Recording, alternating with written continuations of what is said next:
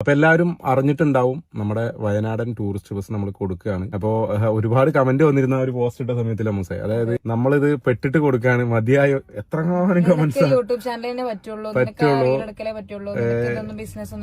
Business പറ്റൂല. എല്ലാരും ഞാൻ പറയുന്നത് കേട്ടോ, ഒരുപാട് ആൾക്കാര് നമ്മൾ എന്താ ചെയ്യാൻ പോകുന്നതെന്നുള്ളത് മനസ്സിലാക്കിയിട്ട് കമന്റ് ഇട്ടവരുണ്ട്. കുറച്ചുപേര് നമ്മൾ എന്തിനാണ് വണ്ടി കൊടുക്കുന്നതെന്ന് അറിയാതെ കമന്റ് ഇട്ട ആൾക്കാരുണ്ട്. അങ്ങനെയുള്ള ആൾക്കാരാണ് ഞാൻ ഇപ്പൊ പറഞ്ഞത്. അപ്പോൾ നമ്മൾ ബസ് കൊടുക്കുന്നത് വേറെ ഒന്നിനുമല്ല, നമ്മൾ പുതിയ ബസ് എടുത്തു. നമ്മൾ കാറും ബൈക്കും എടുക്കുന്ന പോലെ അല്ല ഒരു ബസ് എടുക്കുക എന്ന് പറഞ്ഞാൽ വലിയൊരു എമൗണ്ട് തന്നെ നമുക്ക് വേണം. കുറേയൊക്കെ നമ്മൾ ലോണും കാര്യങ്ങളൊക്കെ സെറ്റ് ആക്കിയിട്ടുണ്ട്. പക്ഷെ പുതിയ ബസ് വരുന്നതിൽ വലിയൊരു സന്തോഷമുണ്ട്. പക്ഷെ ഈ നമ്മുടെ പഴയ ബസ് കൊടുക്കുന്നതിൽ ഒരു സങ്കടമുണ്ട്.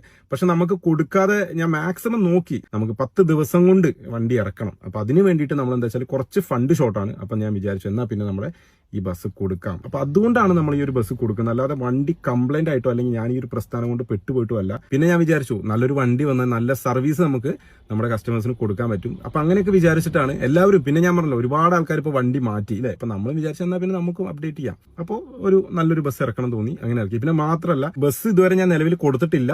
നിങ്ങൾക്ക് ആർക്കെങ്കിലും എടുക്കാൻ താല്പര്യം ഉണ്ടെങ്കിൽ വന്നോ, നല്ലൊരു പ്രൈസിൽ തന്നെ ഞാൻ തരാം. റേറ്റ് നെഗോഷ്യബിൾ ആണ്, ഞാൻ കുറയ്ക്കും. ഞാൻ അത് ജസ്റ്റ് ഇട്ടു എന്നുള്ളൂ. അപ്പോൾ ആവശ്യമുള്ളവർ വരിക, നോക്കുക, ആർക്കെങ്കിലും വേണമെന്നുണ്ടെങ്കിൽ. ഓക്കെ, നമ്പർ ഞാൻ വേണമെങ്കിൽ കമന്റ് ബോക്സിൽ കൊടുക്കുക. ആവശ്യക്കാർ മാത്രം വിളിക്കുക, അല്ലാതെ ആരും വിളിക്കരുത്. ഓക്കെ, ആവശ്യക്കാർ മാത്രം വിളിക്കുക. ഞാൻ അവലെടുക്കുന്നത്